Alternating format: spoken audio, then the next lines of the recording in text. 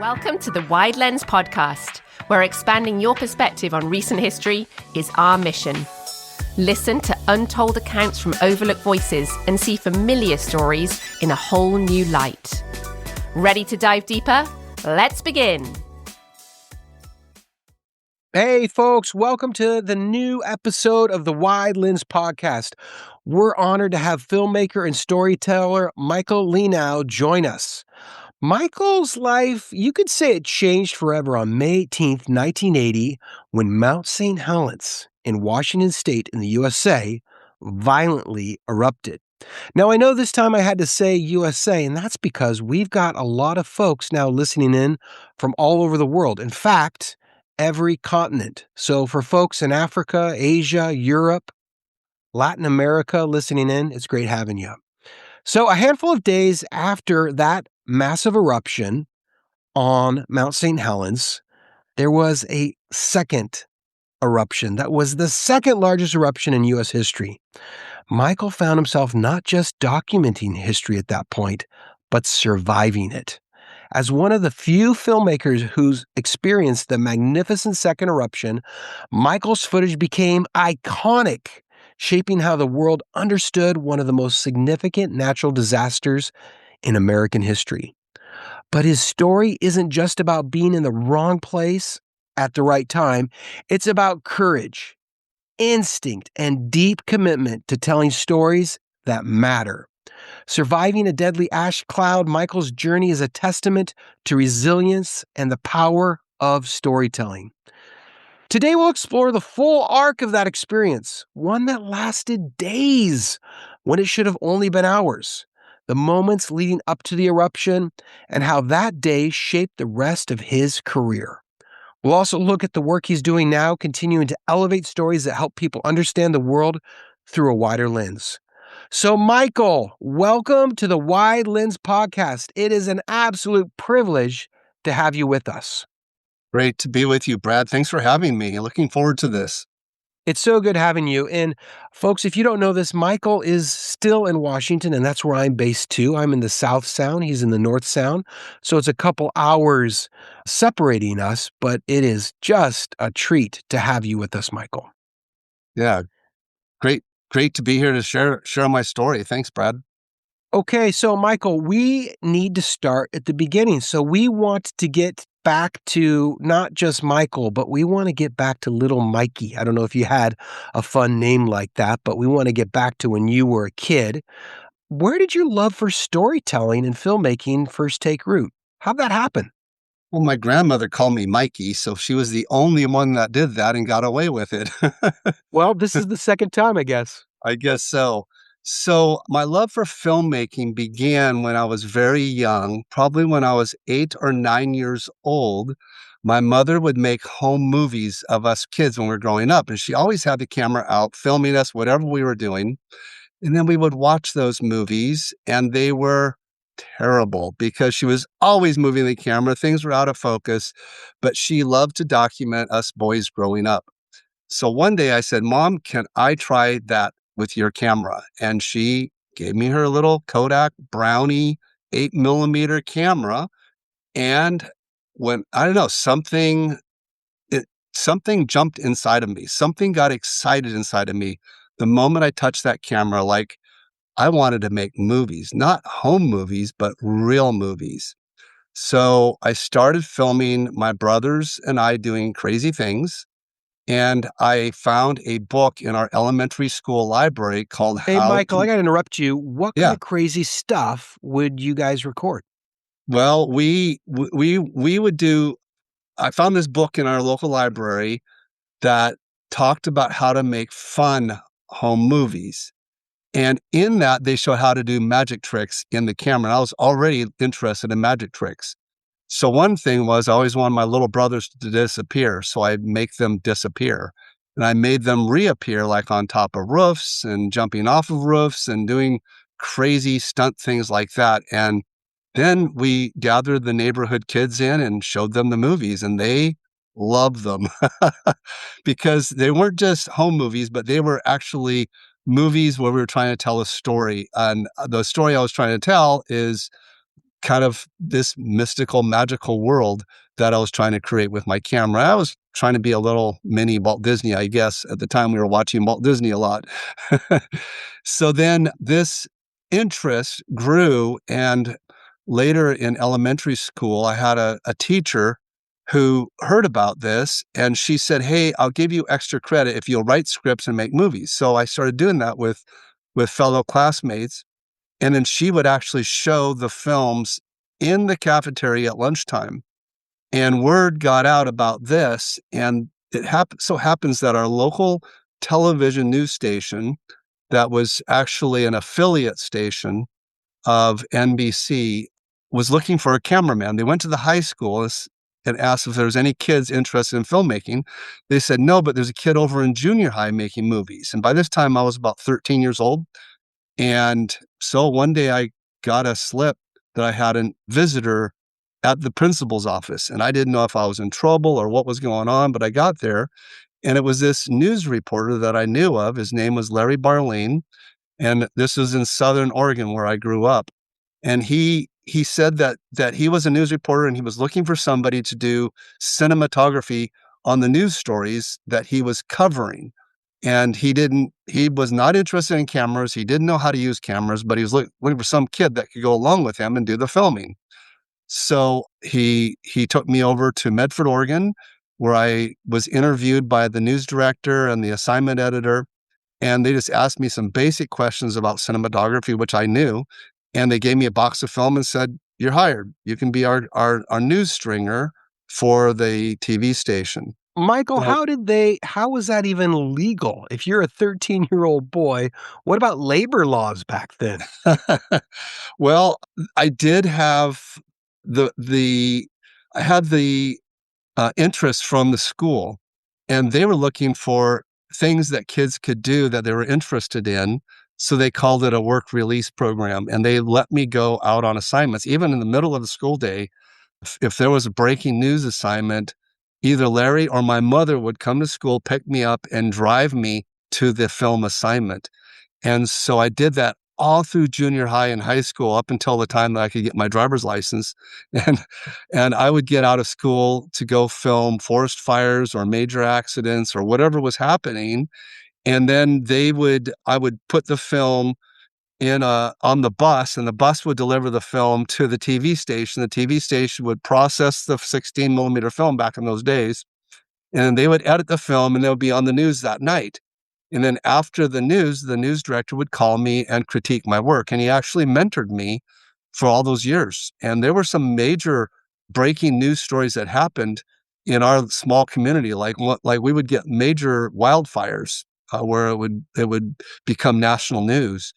And on one occasion, we drove in to film a forest fire, and the actual firefighters drove me in to film what they were doing. And we got trapped in the flames, and they had to send in a helicopter to rescue us because we were totally encircled by flames.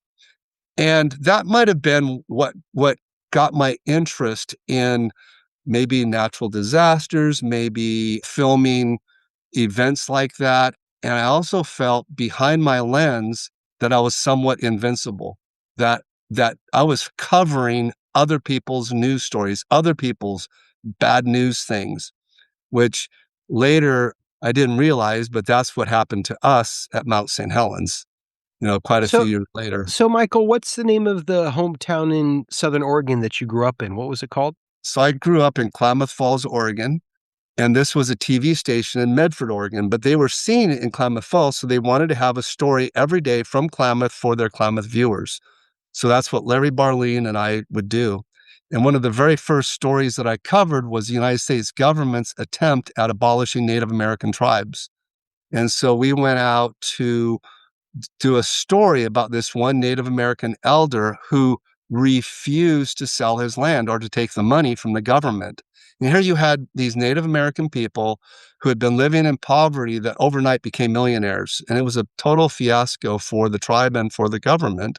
But this one Native American, he refused to sell it, saying that the land was his mother, he couldn't sell it. And I was so drawn to his story that I spent almost my entire summer filming him. Now, I was 13 years old when I started filming him.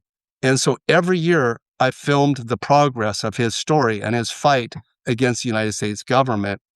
And by the time I was 18 years old, I just graduated from high school and we finished this film. I had another reporter from the TV station I worked at work with me on it. And we finished a documentary and it was on PBS. So a documentary that I started when I was 13, that I finished when I was 18 years old, that told this story about this Native American who stood against the government, and he actually won the case against the government and was able to keep his land. So that really got my interest in telling documentaries and telling true stories. Were you a bit of an oddity back then as a kid? Because if you think of kids now, everyone's doing selfies. Everyone has the equivalent of an incredible production studio in the palm of their hand with their iPhones or their Androids. But they had to bypass the high school. They had to go to the middle school to find you. Were you unique in the fact that you had such a love for film? And not only that, but for, it sounds like 5 or 6 years or so, you got to really more than dabble in it, but really expand your abilities. Was that unique at that time? Yeah, that's a very good question. It was very unique because I would carry my camera to school every day. I had to, and then either put it in my locker or keep it in my backpack with me. And it was a 16 millimeter Bolex. And it was a crank camera where I had to wind it up and then film it for as long as the crank would last, which was usually long enough for a long shot. But but a lot of my high school friends wanted to be in my movies. So we started dreaming up movies and we started, in all of our spare time, we would make movies. And so it was all about practice and doing that. But the school principal, the school counselors, the school teachers all encouraged this in me. They saw that it was an interest that I had and they encouraged it. And it was quite an oddity. Michael, And to the point to where the fire station even gave me a scanner so that I would know immediately when a breaking story was happening. So I could be at the fire when it was happening and they had news coverage of it then. you were Klamath Falls Jimmy Olsen. That's who you were. You really were. It's a little off topic here, but I'm from LeGrand, Oregon, so Okay. really similar experience to growing up in Klamath Falls, but just I'm in the northeast corner and you're in the south of the Hmm. state. Your city, your town is famous for getting a ton of snow. So much, in fact, that it just piles up on roofs. And I think a lot of the local kids get hired to broom or remove the snow off of roofs because it just gets so heavy. Did you ever have to cover lots of heavy snowfalls in Klamath Falls while you were there? No, but we moved from Wilmer, Minnesota to Klamath Falls because my father got tired of the snowdrifts in Minnesota and he did not want to live there any longer. So I'm so thankful that when I was real young, he moved us to Klamath Falls. And to us, the snow was nothing compared to Minnesota. I mean, we still had snow. And my father was a nuclear physicist and he taught physics at Oregon Institute of Technology. So that was the Sure. job that he took, but his specialty was nuclear physics. And the governor of Oregon asked him to lead research and development of geothermal resources, which he gladly took because it was much safer than dealing with nuclear reactors. And he helped develop a program where they put piping under the streets and on sidewalks in downtown Klamath Falls to melt the snow away. And they never had to shovel it or plow it on those streets. And to this day, they still have geothermal energy, which is volcanically related, which may have been part of where my interest in volcanoes came from. There's lots of tie-ins there, Michael. It's incredible. So, how about for you? When did you first start to realize that filmmaking could be more than a hobby, but it could also be your career? I know that as a young man, they're bringing you under the fold of the local station. When did it start clicking to you that, like, yeah, I'm known in my school for filmmaking, my friends want to be in my films, but I might be able to actually make a career out of this? Yeah, so my mother was very creative. She was very musical and kind of wanted me to pursue a career in music, but she encouraged me with filmmaking. In fact, it was her giving me the camera And then when the TV station gave me a box of film, I didn't have a camera. So she drove me from Klamath Falls to Portland to a pawn shop that she found out had 16 millimeter cameras. And she actually gave me a loan to buy that first 16 millimeter camera, which I paid her back from the little tiny bit of money that I made from the TV station.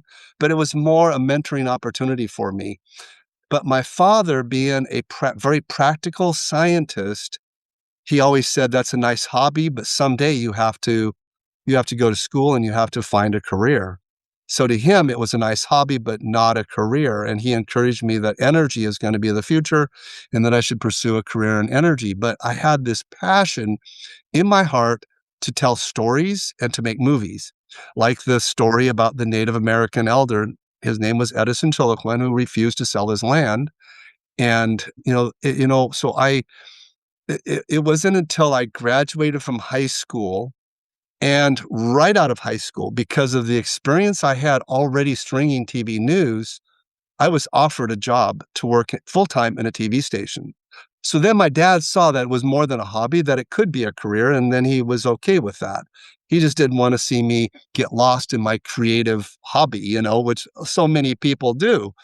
And so right out of high school, I took the very first job because of the pressure from my dad. Either I needed to go to college and pursue engineering or energy or something, or take this job. And I did not want to work in television news. I wanted to move on from that into telling stories in cinematography, like making movies. So, but I took that job. I worked there for 2 years, was very miserable, telling bad news. That's all you do in television news pretty much, is tell all the bad news. And I decided to make the change and then go to film school. And I was researching film schools when I discovered that something was happening in my backyard. This is in the weather section of the newspaper, mentioned something seismic happening around Mount St. Helens that might lead to something volcanic. It was just a small little article in the paper. But for some reason, something jumped inside of me that was going to become something big, and I needed to be a part of that. And So when you left Klamath Falls after high school, where did you go? What was the next steps? Yeah. So when I graduated from high school, there was one of the TV news reporters that I had worked with was looking for a job in a larger market. So he asked me if I want to ride along with him. So we went to Eugene, Oregon, and he interviewed at KVAL TV. It was an NBC affiliate in Eugene, Oregon.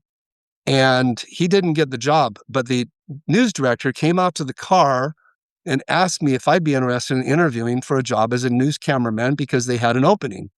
And I said, sure. And so he interviewed me, had me shoot a couple of stories, and then he hired me to be their news cameraman. Now, that was quite a jump for me to go from being a freelance news stringer to becoming a full-time staff news photographer and editor. And this was a medium-sized station where we had to shoot and edit our stories. And every night we had to package between 2 to 4 stories. And it was a lot of work and a lot of pressure for, a 17-year-old just graduated from high school.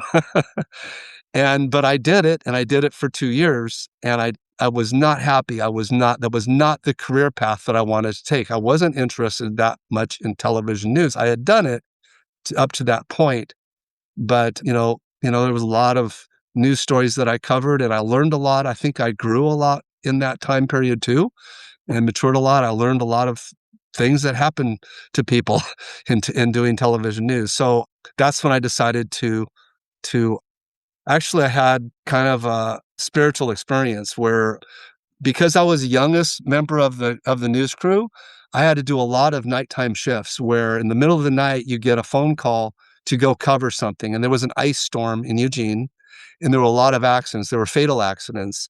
And that night I had to go out driving in that, and I was scared, driving in the black ice, accidents everywhere.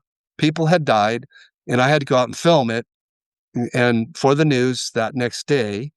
And so I got back home and I was really tired, and I just I don't want to do this anymore. And I turned on the television And I heard this person talking about this good news network that they were developing where they just wanted to share good news. And I'm like, who is this? And what are they talking about?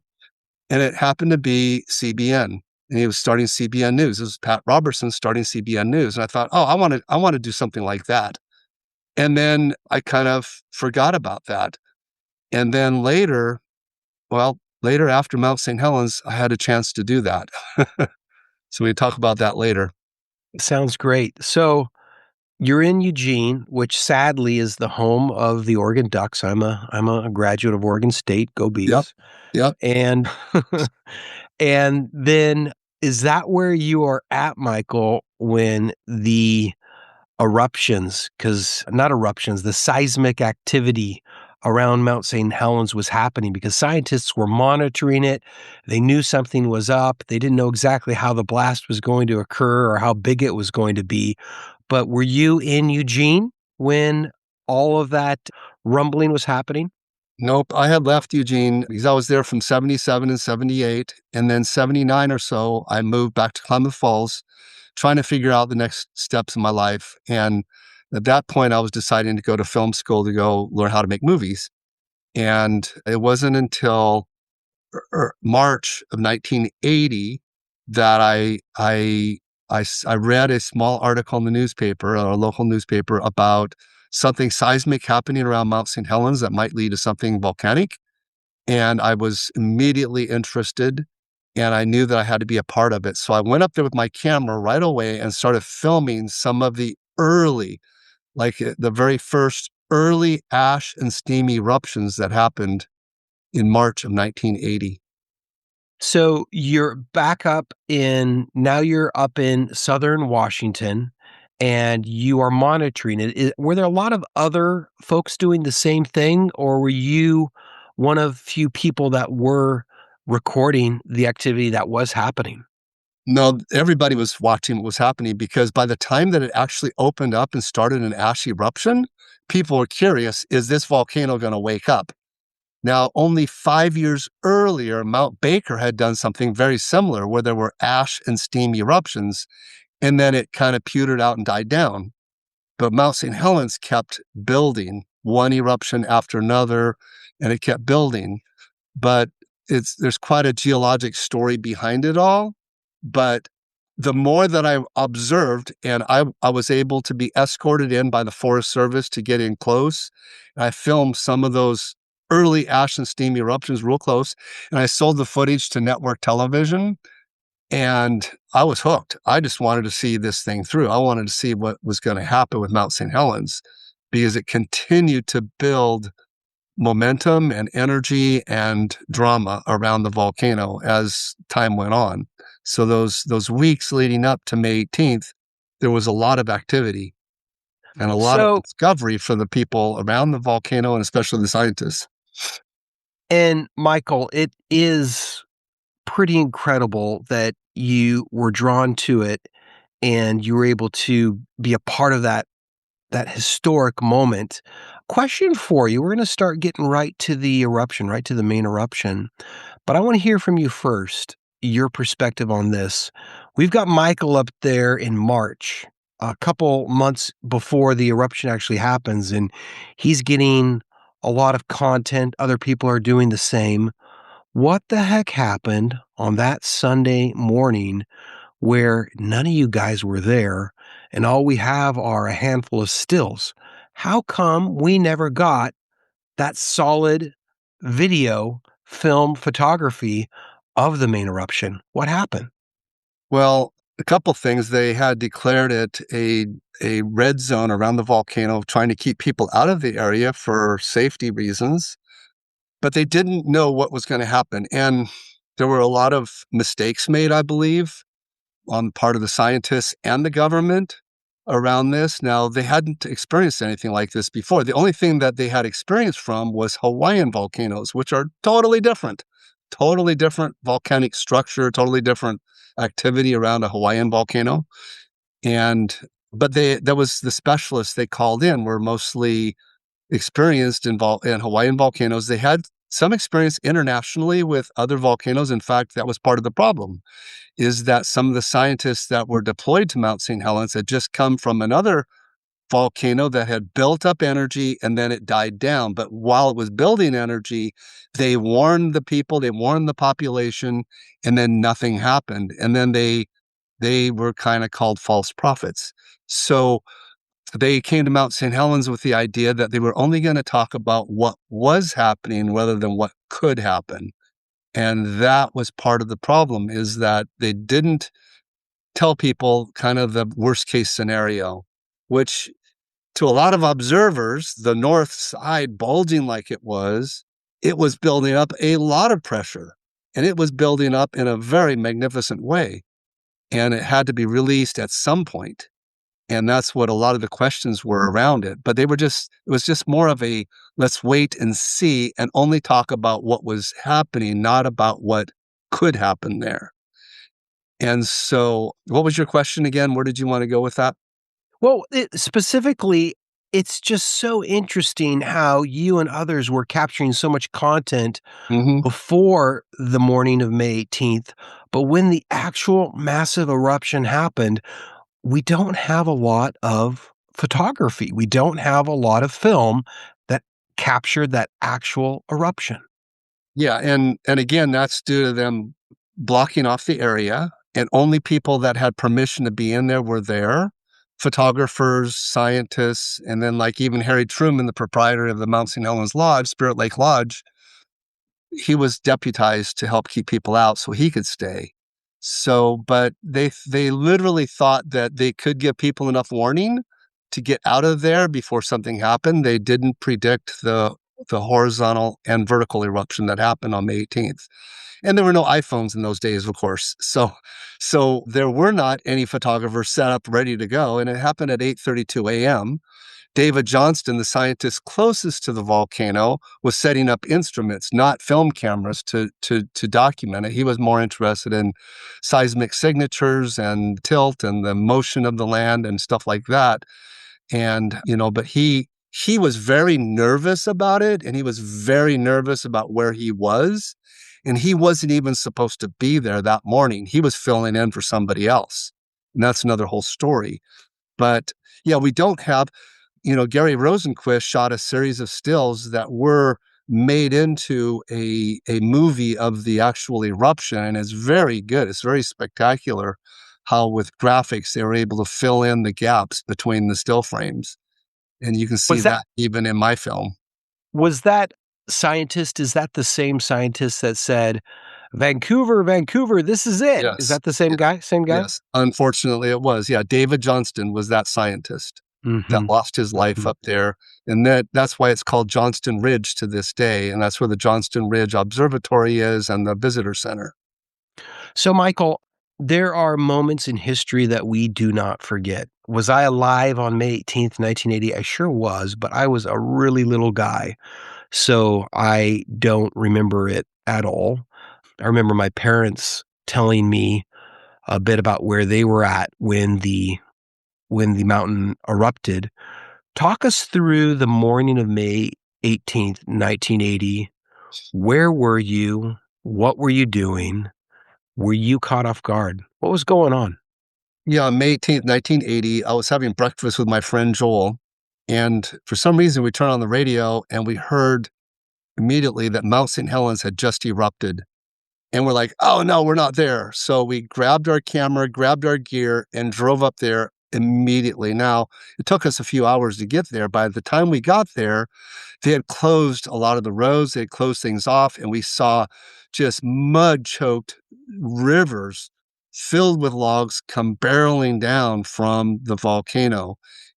But we couldn't see it from our vantage point from Interstate 5.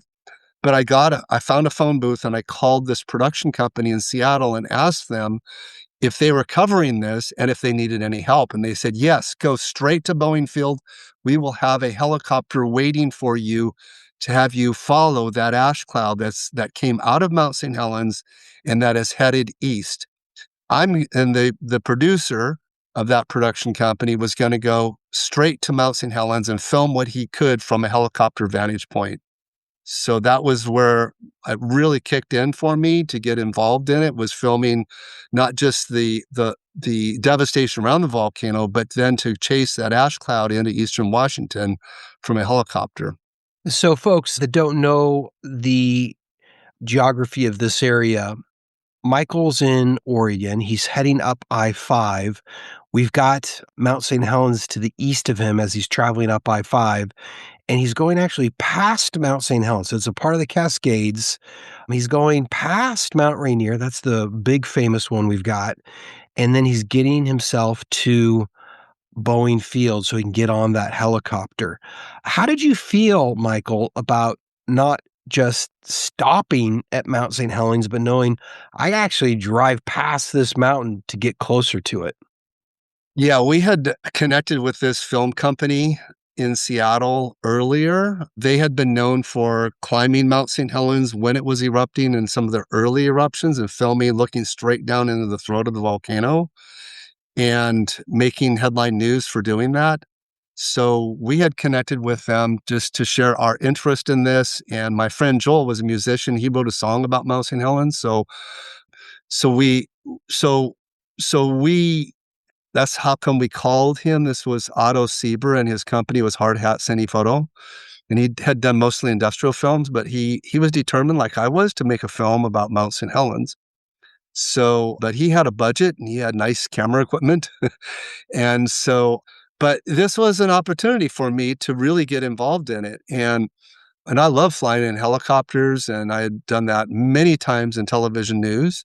So I went and jumped in that helicopter. I I guess we didn't know enough to know how dangerous that was. They didn't know that volcanic ash was hazardous to aviation. Now we had a hunch that it wasn't safe, but all I can remember is flying from Western Washington into Eastern Washington, trying to catch up with that ash cloud, and going from evergreen forest into a gray, just monochrome, ash-covered trees and into that black ash cloud. And that's when the pilot actually got very nervous. It was very thick ash where we were at, and he landed the helicopter in a restaurant parking lot in Vantage, Washington. And just as he did, I got out of the helicopter and started filming that ash cloud going over us, and where we could see day turning into night. And the thick ash coming down, and people in Vantage wondered what's going on. It felt like snowfall, but it wasn't going away. It felt like snowfall because it was silent. And by that time, everybody knew that Mount St. Helens had erupted and it was ash coming out of the volcano. So the pilot got very nervous, said, we need to get back to Seattle. So we got in the helicopter, started flying back. And that's when the engine quit. That's not a good thing when you're in a helicopter. But he said, relax. I had to do this all the time in Vietnam. And he had to put it into auto rotate or whatever they call that. And he was able to navigate the helicopter, and we landed in the middle of Interstate 90. Now, by that time, the State Patrol had already closed Interstate 90 because of the heavy ash that was coming down. And so we got a visit from the sheriff's department, and they were not happy with us for landing the helicopter in the middle of the highway. But we told them what had happened and asked if we could get a ride to town, and he gave me a ride to town. And for some reason, the Ford dealer there gave me a rental vehicle, and I drove back to Seattle. I was like the only person on Interstate 90 driving, but it was thick black ash coming down. I could barely see, and I was white knuckling it all the way back. I felt like the last man on earth. But I had to get that film footage back to Seattle because the producer, Otto Sieber, was invited to be on the Johnny Carson show that night to show his footage that he had shot. He had shot aerial footage of devastation around the volcano, and then he wanted my footage also. And so I did get back, and the film was processed, and he headed to LA and shared that footage, the Tonight Show with Johnny Carson. And then after the show, he came back and said, I really liked your footage. They liked it. And I'd like you to go into the volcano with me. And I'm like, what do you mean by that? So how much later was it when you were chasing that ash cloud from the first and most significant major eruption on the morning of May 18th? When was that exactly? That's Well, that was the next day that he actually went down to be on the Johnny Carson show. Yeah, Great. So probably you May actually 19th or you May actually were 20th. you were chasing the ash cloud same day. So it had erupted earlier that day when you started to chase it? Yep, yep. Got it. Because, I was thinking about this, Michael. I know that ash cloud, it didn't it circumnavigate the entire planet? Eventually got so high up into the atmosphere that it just carried it on the jet streams across the whole planet. So you were there right at the beginning. And if folks remember, just as Michael's sharing, it was going east. And so there was all these communities that were in eastern and central Washington that were getting hit heavily by the ash cloud. And the major areas like Tacoma and Everett and Seattle and Bellevue, they were spared largely compared to those other areas, and folks were struggling to have their cars even work because those carburetors back in the day were pulling in so much ash and cars were stalling out. So you were there chasing that cloud right after it had formed and right after it erupted. Yeah, that's right. Yeah, it was still very thick, and this was hours, quite a few hours later after the eruption, and but it did turn day into night, and made it very difficult for people in Eastern Washington, and for us, flying in that was quite nerve-wracking for me. This pilot was a ex-Vietnam War pilot, so he was, he had a contingency plan, I guess. Whatever happened to Um, that guy? What happened to the I don't know. helicopter? What I happened don't to the know. The helicopter? Did helicopter they was trashed. I mean, the engines had to be replaced on it, but So they probably had to have someone come and just haul that helicopter yeah. off the freeway. Mhm. Yep, before they could open it up again, yep. And when you landed, I don't know because everything was happening so fast after that too. I don't Mhm. even know what happened. I never followed up with that, Well, and when you landed, basically what you were saying, and I'm gonna mess this up, but they basically I think what happens is they start rotating really fast the other way, and then you get like a hard drop, right? So what did it feel like when that helicopter made contact with the ground? What did that feel like? well, I was scared, and he said, "As soon as the helicopter lands, jump out, it might catch on fire." Oh my. And so I did. I was out of the helicopter before he even finished talking about that because I was, like, ready to be on the ground. And my feet were like jello. I could hardly walk.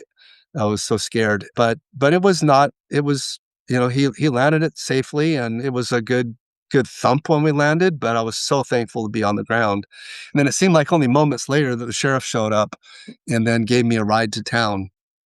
And it's actually testament to his ability to be able to actually land on I-90, Yeah, meaning that he was he able to wants something. navigate it, right. Yeah, he wants something that's flat because it's gonna be hard enough to land it like that. Landing it in a field or, God forbid, a forest would have been too difficult.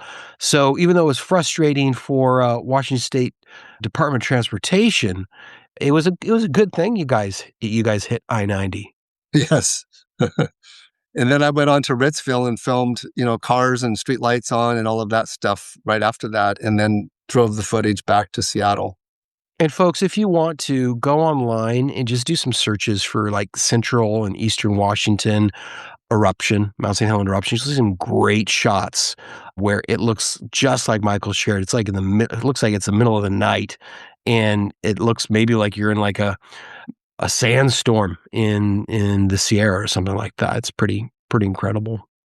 Yep. Okay, so let's fast forward a little bit here. You are on mission. I love it. You go to the Ford dealership, you get yourself what'd they give you? Like a Mustang, something like that? What'd I you don't get? remember some Yeah. some car. Okay, he gets his Escort. Let's just say he got his Escort. He drives up to Seattle off of I-90, gets that footage over so it can be on The Tonight Show starring Johnny Carson. I love it.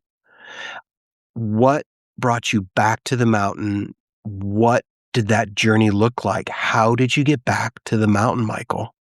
So, yeah, I was 20 years old, and, this was just the beginning of the adventure for me, really, and when Otto said he liked my footage and he wanted me to go into the volcano with him, I said, "Okay, let me find out if that's okay." And so I called my dear mother and asked her what she thought. And she said, as your mother, that's the dumbest thing I ever heard you say you want to do, but I'll be praying for you. And that's all I needed to hear was that I'll be praying for you.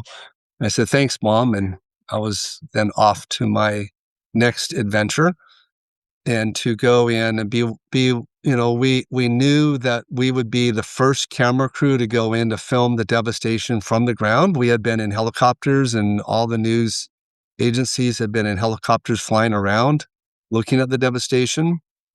And so we took a few days to make plans and get everything ready, and to fly back into the area and film the devastation from the ground. The plan was just to go in for a few hours to document what it was like up close. And our plan was to try to get into where Spirit Lake Lodge was, to see what had happened to Harry Truman in that Spirit Lake Lodge.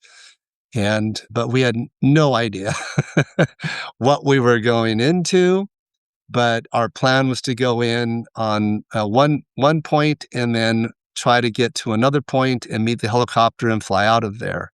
Well, everything changed once we went in there. But the days leading up to that, I remember kind of being excited in a very cautious way about going into there, knowing that this major eruption just happened, that it probably already did its business and we'll probably be okay. But nobody knew for sure. Do volcanoes erupt again after they erupt in a big eruption, or did it spend all of its energy? It seemed like the reports were that it had spent all of its energy because it wasn't there anymore. The whole mountain was gone. And those were the reports and some of the early footage coming back, So that's what it was like trying to get ready to go in there. So you're back at the mountain. Did you get to what was Spirit Lake? Were you able to get to Harry Truman's spot? So the plan was there was 5 of us on this camera crew. So there was the producer director. I was the cinematographer. There was a sound man, grip, and a still photographer that focused on stills. And he was an award-winning still photographer. And we didn't want to interrupt or get in the way of any search and rescue that was going on. So we entered the area from the fringe of the blast zone, not knowing what it was like on the ground. So our helicopter flew us in very low to the ground, up into the area, and dropped us off on the fringe. And then, when you say the fringe, you mean that this area didn't have the trees falling over like toothpicks like everywhere else? The trees they were all fallen over, but not that far away from there. There were still trees standing. So we knew the closer we got, the more the devastation would be. And so we just started following the fall of the trees towards the volcano. So the helicopter dropped us off, but he didn't want to land in it because he didn't know what was underneath it. So we had to jump out of the helicopter, and that in itself was quite scary to jump into. How far did you have to jump? How far? I mean, was he that got drop? as low as possible, but it was still a good 6 to 10 feet that we had to jump off into this ash and tree debris. And that was scary. But I was able to jump out and make it okay, and grab a backpack filled with cameras and film. Did you have any trepidation getting back on that helicopter after crash landing a couple days before? Well, it was a different helicopter. The other one that crash landed was still Sure. being. But I mean, just getting back on a helicopter, right? And saying like, I'm going to do this again, even though I have a pretty bad track record, meaning the last flight I was on, I crash landed, right? I mean, did that go through your mind at all? Like, I might have to do that again? I don't know. I was 20 years old. I don't think it was computing to me. Everything was happening so fast. And I think, once again, being that television news cameraman, that I was used to covering other people's tragedies, other people's disasters. And this was just another disaster that was happening. And we knew there were a lot of missing people at that time, and they were pulling out, the remains of people too. We knew that, but that was all from May 18th. And so, we had an assignment to go in and film the devastation from the ground and show the rest of the world what that was like up close. Because, like I said, the only footage that we had seen before was from the air, from helicopters. So that was our mission. great. So you got a group of 5 of you, including yourself. You're the cinematographer. You jump out of the helicopter. Helicopter does not land with you. So what's the job at that point, Michael? Are they saying, "Look, we want you just to hike around and get a first person's perspective of the blast zone? And like you said, we're going to pick you up in this other area." So are you basically on a cinematography hike through the blast zone? Yeah, that's exactly right. We were on this hike filming the devastation that we saw, and the closer we got to Mount St. Helens, the more the devastation and the heavier the ashfall had been. Now, this was a nice day that we went in there. It was a nice day. You could see clearly, and the struggle was climbing up and over all of the debris, and it took us so much longer than we expected. And we did not know what to expect till we got in there. And so we realized that we were going to probably spend the night, and that was a possibility, that we were going to have to spend the night, and then we would rendezvous with a helicopter that next morning. And I'll never forget that night. And we that was the plan. And I think we had communicated with helicopter that we were gonna stay the night and then meet them at such and such point the next morning. And but the problem was that night, the thing that I remember the most was just how deathly silent it was. It was so quiet. We could not hear anything because the ash layer, all the trees were down. There was no wind blowing in the forest like you normally hear. There was no creaking of trees. There was no wildlife. Everything was gone. It was like you were on Was the moon. It was like, yeah, it was like we were on the moon, but it was like we were in a soundstage because the ash just absorbed all the sound. Even talking among ourselves felt really weird because all the sound was absorbed. And the whole landscape was totally different. And I had been in these same areas just prior to the eruption when I would go in to film some of the early ash eruptions that happened in March and April. And now we are in mid, late May, and everything was upside down. It seemed like the volcano changed the landscape. It changed everything.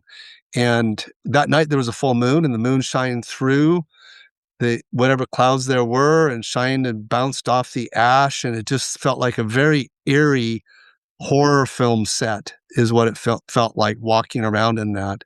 And very, very quiet. So there were trees down, there was ash and a big mess down there. Did you come across a lot of wildlife that had perished as well? Did you see that too? Most everything had been buried in the ash. We did find some deer that we were able to tell outline of a deer. And when we dug down into it, we saw a dead carcass. But that was all that we saw of any kind of wildlife. It And was just really covered. How about like pumice and whatnot? Was that down there as well too, or was it mainly ash that you I saw? think the pumice, we were too close, and it was mainly heavy ash that had fallen close to the volcano where we were. And the pumice got carried further away. Got There it. were pumice plains later that I discovered, but not during the time that we were up there. Yes, Okay, so Michael, you basically get dropped off. I mean, I love how nonchalant you are. I mean, that is how we were in our 20s. Like, I jumped 6 to 10 feet into unknown abyss. I mean, we did that stuff back then. I'd hate to try to do something like that now. exactly. Um, And you all 5 of you guys get out, and then you go on your hike to capture stuff as much as possible. Did you guys know that you were gonna be spending a night there? Did you have enough gear so you could have a at least a quasi comfortable night in in Not in the forest? not planning on spending the night really. And if we did, we were gonna just keep moving and then film what we could in the morning and then get out of there. That was the plan. We wanted to get out of there as quick as possible. So But your as goal soon was your goal was to actually not spend the night there? It was to basically do couple-hour hike and then get on that next helicopter out? That's right. But because it was so incredibly difficult to move around in it, we realized that we could not get what we needed, which was closer to the volcano. And something else we discovered in the first hours was that our compass did not work. The compass started spinning in circles because the heavy magnetism and the ash caused the compass to lose true north. And so What did that do to you guys in regards to navigating around? that was difficult. It was challenging, and it caused a lot of arguments between some of these former military guys who were used to their compasses and their maps and things like that, which were now useless. Did you get to have a say in that, or were you like, "Hey, I'm the cinematographer, I'm not a navigator," even if the compass and the map was in the best of scenarios, you just leave it to them to argue that out, or were you in the fray? That's right. No, I was quiet. I was 20 years old. They were a lot older than I was, most of them, and they were experienced. Some of them, like I said, had been in the military. So it got heated between them later when we were in stressful situations with this. But this was still early on, and we just felt like, okay, we'll just keep moving. In the morning, we'll figure it out. But the problem was the first daybreak, we saw rescue helicopters following our footsteps. They had gotten into our path thinking we were survivors. So the producer did not want us to have to jettison the assignment we had, which was to try to get to Spirit Lake and figure out what happened to Harry Truman and that whole area closer to the volcano. So he encouraged us to run and hide from the helicopters, but we're like, that's ridiculous. We can't do that. Plus out here, we're pretty much in the open. So they came up on us and saw us, and then they landed. And these were National Guard search and rescue. And they landed and came and asked us what we were doing there. We told them that we were journalists. We were up there documenting. And we told them our situation, that we had a map and we had a compass that didn't work. And they said, well, welcome to the club. We have the same problem.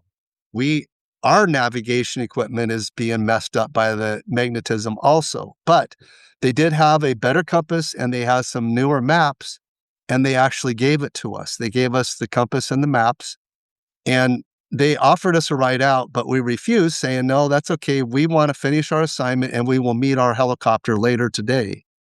And so they took off, and then they reported us to the sheriff's department that we were, that they had spotted us in there, which was their job to tell about what they were doing and what they had seen and witnessed with us.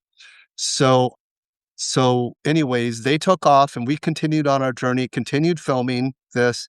And then later that afternoon, we realized that our batteries had been left on and we had no communication with our helicopter.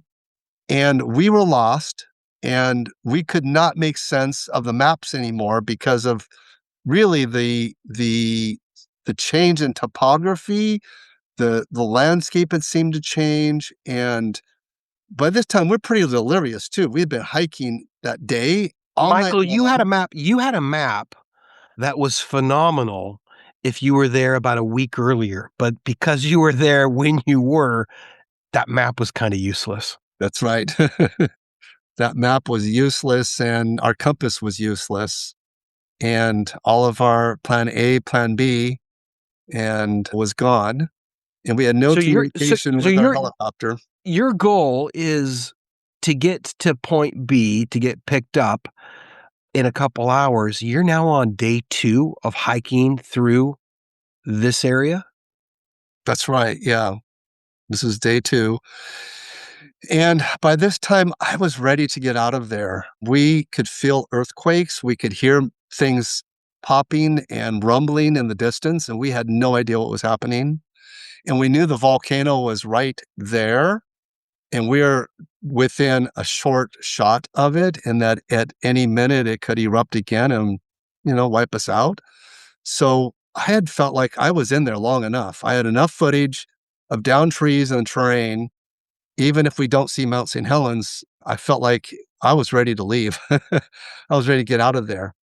So that afternoon, and with no communication with our helicopter, we see a helicopter in the distance coming towards us. And it's sheriff's deputy comes and lands on a logging road near us. And there's 2 Huey helicopters hovering in the background. Now, this deputy sheriff came up to us and said that he was going to give us citations for being in the area, and that we told him our situation and what had happened, and our plan was to communicate with our helicopter to come and get us. And he actually refused to do that. He refused to communicate for us to our helicopter. He Why? refused to give us a ride out, even though Why? What's going on? there were military helicopters waiting to take us out. And, I don't know if it's just human nature or what, but, I'm not going to name this individual, but he refused to give us a ride. I guess he wanted to teach us a lesson, and he wanted to teach others a lesson that you don't come in this area. And so he left us without anything. He left us late afternoon with no backup. And he waved off the other helicopters too and told them no go. And so we were left. And that's when I started getting really nervous that here we are facing another night on this Mount St. Helens area. And we were facing Mount St. Helens at this time. We were close to Spirit Lake. And I felt very nervous about that. And everybody was exhausted by this point, and we wanted to just lay down and rest. But I felt very nervous about that. And I asked if we could at least go up over this ridge, up higher to a higher elevation. And so we actually hiked up to the top of what was Mount Margaret. And we got to the top of that, and there was this giant cedar tree that had fallen over in the eruption. Everything was flat around this because it was so close to the volcano. And we were able to scoop aside the cold ash and lay down in that and lay down in the warm ash to try to get warm. And we just knew that we had to wait it out another night. And then in the morning, maybe somebody would come and get us, because by now they know that we're gone, that we're lost, and that we had no communication and no reliable navigation at all. Michael, did Yeah. you fight with this guy? I mean, at least verbally, that wouldn't take you guys out of there? I mean, that sounds incredible. He, to some degree, if anything bad did happen, if you guys died, he'd be liable for that, right? Did you Well, guys do everything you could to try to get on that helicopter? there's a story behind all of that, but he was acting irrational, and I started filming him and filming this conversation he was having with the producer. And basically, he just was, I don't know, just wanted to prove a point. I don't know what the problem was. I've talked to him a couple of times since then, but it's a part of the story I don't usually go into because, after this is where my life changed. It was after this point, and it was all becoming very humbling because here I am 20 years old, and we're faced another night at Mount St. Helens. And this is not summertime, and this is not a summer hike. This is, in the middle of a major volcanic eruption, and we're exposed to the elements. And when, we're higher elevation, it was freezing cold at night, and we were not prepared for any of this. We had planned for being in there a few hours and maybe a night if we had to, but we were not planning on even camping that night. It was just What about food? What about food and water? Did you guys have plenty of rations? We were very ill prepared for that. We had no MREs, no food. We had one baggie full of gorp, which was a peanut and carob mix. That was all we had. And that was gone in the first few hours because we thought, hey, we're going to get out of here anyways. And then we only had one canteen among 5 of us of water. Now, fortunately, there was fresh artesian water gurgling up out of the ground that we were able to refill that canteen with. And it was glacier melt that had been blasted off the volcano, buried in hot ash, and then it forced the water to come up out of the ground. And it was very weird, very unusual, but it was really good tasting, fresh mountain water. And That that's what is we so survived on for incredibly that whole time. is unique. That is unique, incredibly expensive water. And a lot of processes made that water happen. That's right. It Okay, was so good relief. Michael, you're not being dropped off. You're not being picked up. You're having to face another night. What's going on? Bring us back to that point. So that night, Keep moving us. I was very, very nervous about being there, very nervous about the volcano being right there next to us. And we had one space blanket, one sleeping bag with us that we brought along for emergency, thinking if we found a survivor that they would need to have some kind of help. But we were a very ill-prepared camera crew. We basically went in there to get our shots and get out of there. But here we are trapped now on the top of Mount Margaret under this giant cedar root. And that night at 2:39 a.m., Mount St. Helens erupts in the second largest eruption. Now, here we are right next to it. We don't hear a thing. It's totally silent. The sound wave from that eruption went straight up, hit the stratosphere 80,000 feet high, bounced off that, and people 300 miles, 300 miles away heard what was like a sonic boom of that eruption at 2:39 a.m. But you had to be 300 miles away to hear it because there's an immediate zone around the volcano where it's totally silent. But we knew something was happening because the sky started lighting up like a giant fire and like giant flames of fire. All the static electricity and the ash cloud flashing through layers of ash created these brilliant colors, kind of like orange and green and blue and purple and yellow flashes of lightning. And this isn't normal lightning. This is sheet lightning happening right over our heads for 7.5 hours.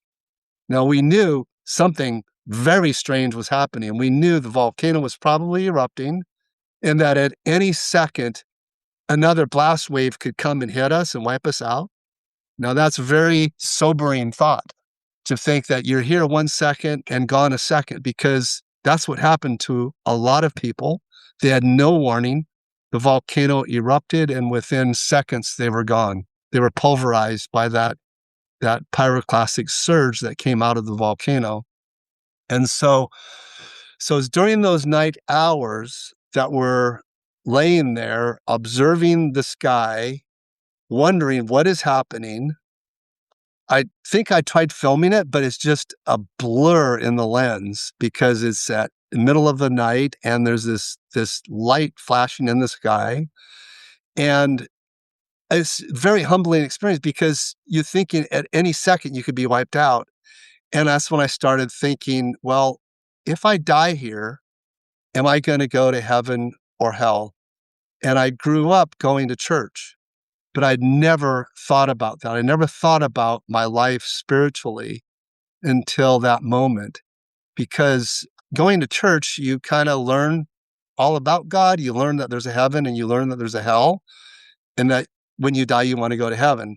But I started asking myself that question. Here I am, 20 years old. If I die, am I going to go to heaven or hell? And the thing that scared me the most was not, is the volcano going to get me? But I couldn't answer that question with any kind of certainty. I couldn't answer the question that if I die in that moment, am I going to go to heaven? So I started doing some deep soul searching at that moment. And I started just saying, help? God, if you're real, help. That was about all I knew how to pray, was help. And then I started, I think, crying out to God, saying, God, I believe in you, but show me that you're real, and show me that you are here with me, or that you can help us. And that became my prayer. But that night, the volcano continued to erupt. And then as the sun started coming up that morning. Hold on 1 second. Yeah. How about everyone else, Michael? How is everyone else responding to it? This is an incredible situation that you guys were going through, an amazing experience. How was everyone else around you? Well, some of them had been in war and in Vietnam or whatever, and you just don't know what's going to happen there either. So it's kind of like a foxhole situation. So everybody's just kind of writing it out to see what's going to happen. I think because there's that attitude that, well, we're men, we got ourselves into this, we're going to get ourselves out of this. But so far, none of those plans, plan A, plan B, plan C, were not working. And even though we were close to being lifted out of there, that did not happen. We were trapped for whatever reason. we were trapped and left there, and now we were experiencing this. And it became almost like, is this a bad dream that's going to, someday we're going to wake up and it'll all be over? Or what's going to happen? We just didn't know. So I think we all processed it differently, and we were all very quiet. We hardly talked among ourselves. We hardly even talked about what was happening or what was going to happen, or, are we going to make it out of here? Are we going to make it out of here alive? We couldn't even process that. I think Could you we tell just thought day to day, moment by moment, second to second. Could you tell us a little bit about that second eruption? Because I know if that Yeah. happened, did you say it was at 2:39, meaning that what was up, what was down, what was left, what was right? It was really confusing, but I'm sure that we have our scientists now, in 40 some odd years later, are able to say exactly what happened. How big was this eruption compared to the initial massive eruption that St. Helens is famous for? And what type of eruption was this? And how did that impact the area? What happened? So the first eruption did a very unusual eruption, which it did this horizontal blast where the whole, at 8:32 a.m., there was a 5.1 earthquake that shook the whole north face, which had been crumbling. It had been bulging out and crumbling for, the last previous 8 weeks. So that earthquake shook that loose and then exposed all of this pressure that had been building for 150 years. It exposed that pressure and instantly created this massive eruption where the energy went out both horizontal and vertical. The horizontal blast was like a hurricane wind, 300 miles an hour, 1,500, 2,000 degree Fahrenheit blast of wind that went across the landscape, knocking and destroying everything in its path, killing 57 people. And then the blast went up 80,000 feet into the stratosphere. And so it expended all of its horizontal energy, but it still had energy left in a week later. So it was exactly a week later. May 18th was the Sunday morning. And then a week later, Sunday morning, May 25th, was the second largest eruption, where it was a vertical eruption only. Now, these are stratovolcanoes. So that means it sends the eruption cloud up tens of thousands of feet all the way to the stratosphere. And then it gets up into the jet stream, and then it gets carried across the country and eventually around the world. 1 week later, ash was falling in Boston, Massachusetts, and a year later, ash was falling on the other side of Mount St. Helens. So it went all the way around the world. And on the second eruption, scientists say it was the second largest eruption, second largest now in U.S. history. And we were right there underneath it. But by the grace of God, it was a vertical eruption only. There was no mass for it to come out horizontally. And we would have been right in dead center of that horizontal eruption had it done that again, because we were on the north side that had been so badly devastated. And that was our plan, was to film the area that had been badly devastated, film it from the ground. So here we are now, the morning of May 25th, waking up to this. And what happened at that night is it had actually created its own volcanic weather. And so the volcanic ash mixed in with the weather that was moving in, and it created this very, very thick fog. And what they call it fog in Hawaii, and I would call it fog at Mount St. Helens too, because it was a mixture of this ash fallout and weather. And we could barely see 5-10 feet in front of us. It was so thick. And we even filmed like our boots on the ground and how thick the fog was. And we had no idea which direction to go. The compass was rendered useless. We knew that Mount St. Helens was to the north of us and that we needed to keep going away from it. And we just followed the falling of the trees, but we stumbled mostly that day. We barely went quarter of a mile, maybe a half a mile at the most. And it was freezing cold. That was the thing, is that the volcano lowered the temperature even down to freezing temperatures. And And this is where it got really bad for us. And I started experiencing hypothermia. Now, this is the third day in now, and we are totally exhausted. We had exhausted what little peanut and carob mix that we had, the gort mix that we had. We were able to continue drinking water, but that was all that we had among the five of us. And we were just shivering. I was just shivering cold and wet. And we got really wet because it started heavy snowfall too. And the snowfall coming on us, and we knew that we needed to try to find shelter, but it was very, very difficult to try to find shelter. And What would you say, Michael, like at this point, you had lived through the second largest eruption in U.S. history. Your visibility is next to gone. Are you asking yourself, and is your team asking yourself, can helicopters even get anywhere close to where we're at? Because, you experienced it earlier when that ash choked out that helicopter and dropped you guys.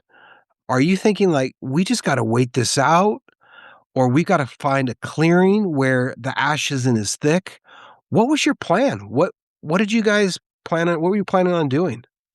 well, that I think we made the plans as we went because none of our plans had worked. And the next plan was knowing that search and rescue could not fly at those elevations in that weather.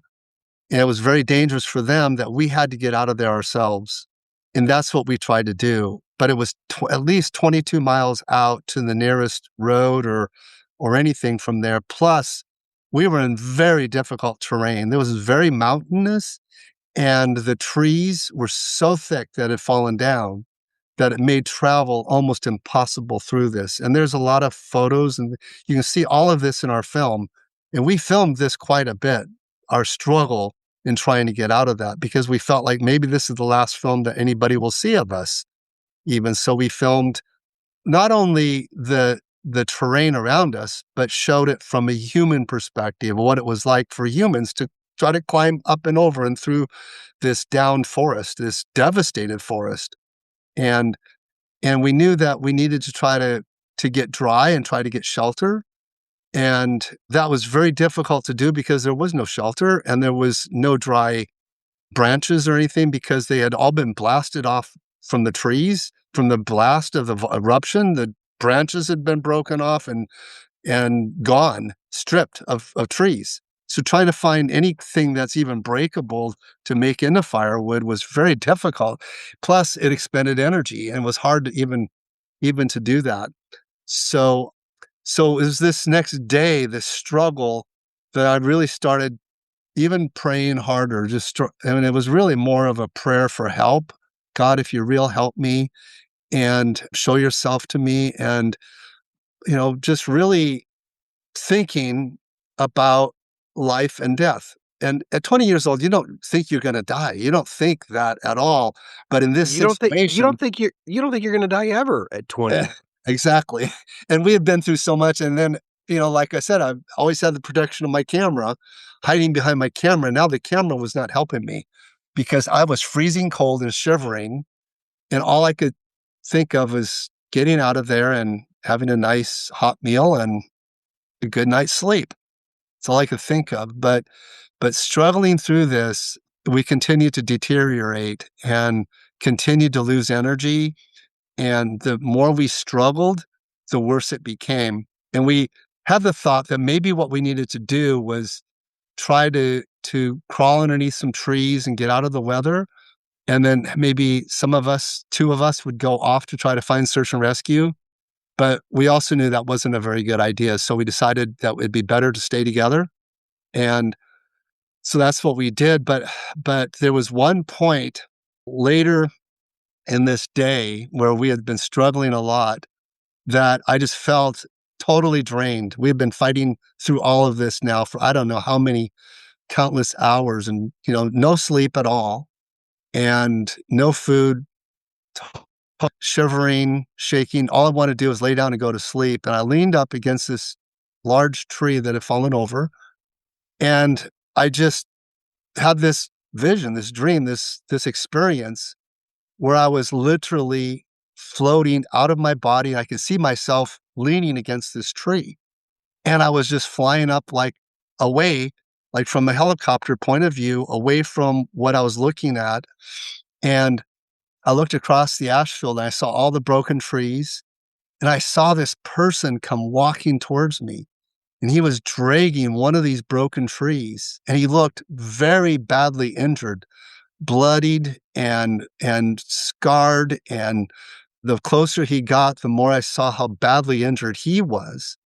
And as he got closer to me, I saw that it was Jesus on his way to Calvary. I had this out of body experience. I don't know what it was, this experience where I saw Jesus carrying this broken tree.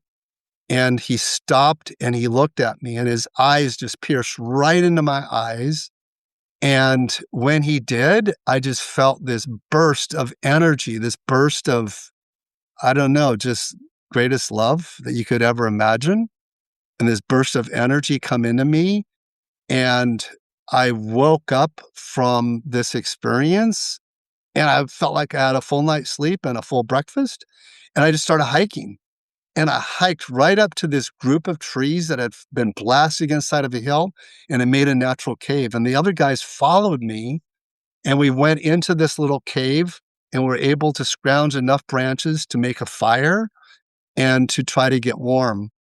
And I felt like like I'd been, relieved for a bit there. But at the same time, I remembered something that my dad had given me before I went in there, and this is very uncharacteristic of him. I'd totally forgotten about it, but I had in my parka a small pocket Bible, and I thought, "Oh, I remember I have this, so I needed like a word of encouragement." And I pulled that pocket Bible out, and I just kind of blindly opened it up, hoping for a word of encouragement, like "You will be rescued in your day of disaster" or something like that. But instead, I opened up to, "For your sake, we are considered as sheep to be slaughtered all the day long." Now, that was not very encouraging. But I read on, it said, "And neither height nor depth nor all of creation will be able to separate us from the love of God that is in Christ Jesus our Lord." And after having that encounter with Jesus and after reading that scripture, I had a total peace that no matter what happened to me, no matter what happened there, that if I lived or I died, that I was going to be in the Lord's hands, that I was going to be okay. And that Did you get a chance to share this experience with the other folks that you were with, or was that just for you? that was just for me at that moment. And we were processing things so differently and individually that we didn't talk about what was happening at the time. But it was later, I was able to share that with all of the guys, yes, about that experience that I had, and that it was a spiritual experience for me. And how that changed my life. It changed the whole focus of my life. Just weeks before that, I was planning to go to film school and go to California, but that little weather newspaper article changed my whole direction of my life. It's amazing how what at the time can seem like very insignificant parts of our story can be incredibly significant like that, Michael. Yeah, it totally changed the whole trajectory of my life that that did. And we're still trapped there. We're still in this little shelter that we had. But you got a fire, you guys are warming up, you've got courage flowing through you at that moment. You had your second wind. Where do you guys go from there? So we had a short reprieve. That night, there was an avalanche that came down and almost buried us because of all the loose ash. Could you hear that avalanche coming? No, it just started coming down as a trickle of mud, and then it got bigger and bigger, and then it just started flooding our whole space, and we had to scurry out of it because it was filling up our space really fast. All of the moisture coming down, the rain and the snow that was coming down loosened up that ash and made this mud flow come down. So we had to scurry out of that. Now we're wet and muddy coming out of that, and now we had to find another shelter. So we spent the next day trying to hike out of there, trying to get out of there. But again, the fog was so bad, and trying to navigate through that was very difficult. Plus the exhaustion that we were experiencing at that point too. But we had another whole day of trying to hike out of there, and So, another night. We had to spend another night there too.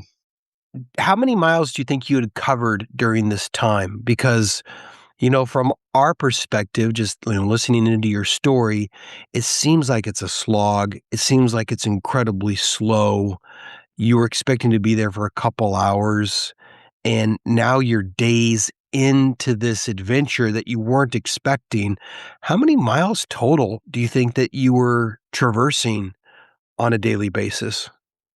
I have no idea, but it was just, I think the word you use, the slog, is a good one, because that's what we were doing. We're slogging our way through, and we couldn't count miles because it was such difficult terrain to walk through. Even walking through the ash fields where there was compacted ash, there was so much ash because we were so close to the volcano had come down that it gave a layer of ash over the top of the trees.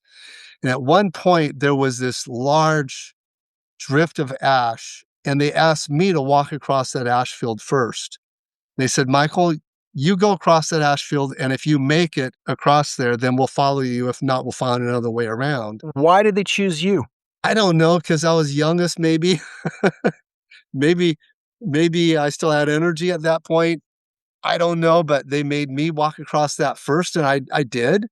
And halfway through, I fell down through the ash all the way up to my hips, and I was trapped in it. I couldn't get my foot out because it was caught in underbrush or whatever that was under that hot ash. Remember, the ash was 1,500 degrees Fahrenheit when it came out of the volcano. So by the time that 5 days later, walking in that stuff, it was still warm, not anywhere near that temperature, but it was still very warm, and it was burning my feet. And it actually burned the soles off my boots. And I had to tie my boots back together again with some twine that we had. But anyways, I was totally stuck in that. And Joel had to climb in on all fours to come up and help dig me out of that.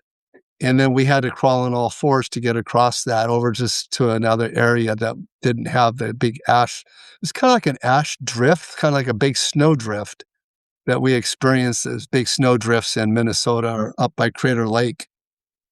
So you're getting past this. Talk us through how you actually got back up off the mountain. What happened, Michael? So the next day, we're trying to get back to what was the Green River. And we were trying to get back there because at one time there used to be a road going up there. It was covered in down trees and whatever. There was no traveling in that, but we knew we had to keep getting as far away from the volcano as possible if we were going to survive and get out of there or ever be found. So here we are trudging our way through, trying to get back to the Green River, but the fog was so bad still. And we were able to find another shelter. And this time we were able to make a fire and stay in that shelter until things cleared again, so we could continue to hike or wait for search and rescue. And there had been no search and rescue from the time the volcano erupted till last time we saw the sheriff, till the time it erupted. We didn't hear any helicopters at all. We heard voices calling out to us, hello, hello, but it turned out it was ravens flying by, and they sounded like they were saying hello, hello, and we would yell back at them, we're over here, we're over here. We thought they were search and rescue on the ground, but it was just ravens flying around. And that was the only wildlife that we saw the whole time we were there. And then, so here we are in the shelter, and we made another fire. And I remember looking at the fire, and I saw like a mental flash of a helicopter, maybe the sound of the fire or something. Like I heard the whirring sound of a helicopter, I thought. And we had been so keen listening for helicopters that a lot of times it was a false alarm, like the crows. And this time I got up out of the shelter and ran out to the edge of this ravine, looked down, and for the first time the weather had cleared enough to where I could see all the way down this ravine, and I could see the river down below us.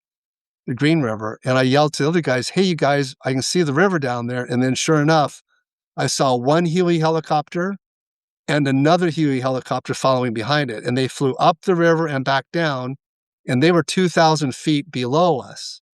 And their only assignment was to fly up and fly back down. And when I saw them leave off to our left, back down, and the other guys went back in the shelter, they saw the helicopters too, and we jumped up and down trying to wave our hands and trying to get their attention. But they were 2,000 feet below us, and they were looking down.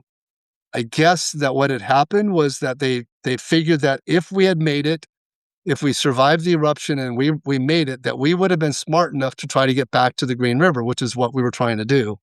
And that their only assignment was to fly up and down the Green River because it was dangerous flying higher elevations because there was still weather up there. So they were on their way back to the rescue center. And when I saw them leave, I saw all chance of us getting out of there leaving with them. And that's when I fell down on my hands and knees. I remembered from Sunday school that if you had faith the size of a mustard seed, that you could speak to the mountain and it would move. Well, I didn't want the mountain to move. I did not want that to happen. But I applied that same prayer to the helicopters, and I just prayed a prayer of faith that I had this experience where I encountered Jesus. I read a promise in the Bible about that God would never leave me. And I just applied that prayer of faith that I prayed for those helicopters to come back in the name of Jesus. And I don't know how much time went on, but I heard this audible voice speak to me, and it scared me to hear this audible voice. It spoke to me. It said, Michael, look up to your left. That's all that it said. But there was nobody around me.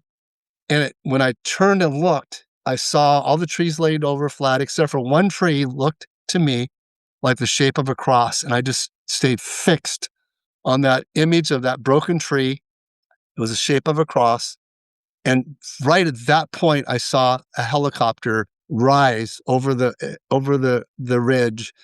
And he came up and he saw me standing there, and he hovered around. They dropped 2 flares down with smoke, and then they took off and they landed above us, but we didn't know what they were doing. And so the other guys got excited. We all started gathering our supplies, thinking, okay, we've finally been rescued. But we saw them take off and leave. And then these pararescue guys came down, hiking from the helicopters down to where we were. And they said, hey, you don't know how happy we are to find you. I said, oh, you want to make a bet? Because we were the first live people that they had found, and that they didn't expect to find us. It was 256 square miles of devastation. And they were only guessing that we could have been in this area. And so their only mission was to fly up and down that Green River Valley. And they said, we only have about a 20-minute weather window. And if we don't get out of here, we're all going to be trapped here. We won't be able to fly in this. Now, 2 of the guys had rubbed their eyes after the eruption, and they got a lot of ash in their eyes, and they went blind. And my mother always told me, if you ever get anything in your eye, never rub your eye. And I actually had eye drops with me, and I kept dropping eye drops in my eyes to keep the ash out. And it stung so bad, it really burned bad to get scratchy ash in your eyes. And it was in everything, our nose and eyes and ears. But I never scratched my eye. And their eyes went blind. And so they had to be led to the helicopter. And I was able to walk to look at my son. They said, drop the pilots, the pararescue guy said, leave everything. We have to go. We don't have much time. But I grabbed my camera and my film tote, and we went to the helicopter, and then they took off, and it was like angels lifting us off. It felt like angels had come and rescued us. And to the credit of the Air National Guard rescue. It was miraculous in as much as you thought that the helicopters were all gone. You prayed that prayer, and boom, over the horizon, here comes a helicopter. Did you get to interview that helicopter pilot and find out where he came from and what made him decide to search for you guys, specifically where you were at, and drop those flares down? Yeah. So later, I had heard other people's experience with this. So I heard from my mother that she got a phone call from search and rescue saying that her son was missing and presumed dead because of how close we had been last seen and how close we were to the volcano when the sheriff deputy left us there. And then, they said that they couldn't get in there because of the eruption had created this weather. And that, so she immediately started a prayer chain and started praying for us. And then for the search and rescue guys, 20 years after our rescue, NBC News arranged to have reunion where we were able to meet the pilot that rescued me. And he actually flew us back to the place where he rescued me. And I was able to thank him for the first time. And then I was able to ask him what that was like for him. And he said that that's when he told me his only mission was to fly up and down the Green River and then to go and fly back to the rescue center in Toledo. But on their way back, he had this strong hunch to go up this one ravine. And he radioed to the other pilot in the other helicopter. And that helicopter pilot said, no, that's not our assignment. And it's dangerous to fly up into the mountain. But he said, I have to do it anyway. So he did. And the other pilot followed him. And he couldn't believe his eyes when he came over the ridge and saw me standing there. So it was like a miracle for him. And it was a total miracle for us, that he listened to that hunch that he had. It was a spiritual experience for him. And he later became a pastor. And, once he left the military, he became a pastor and changed his life too.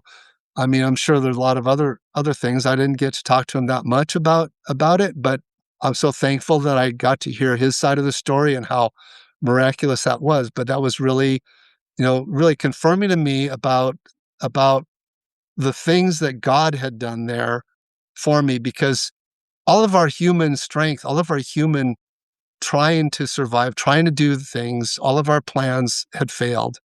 But God came through for us, and my weak, very, very low understanding about God at that time. I did not really know God except from what I learned in church and Sunday school growing up.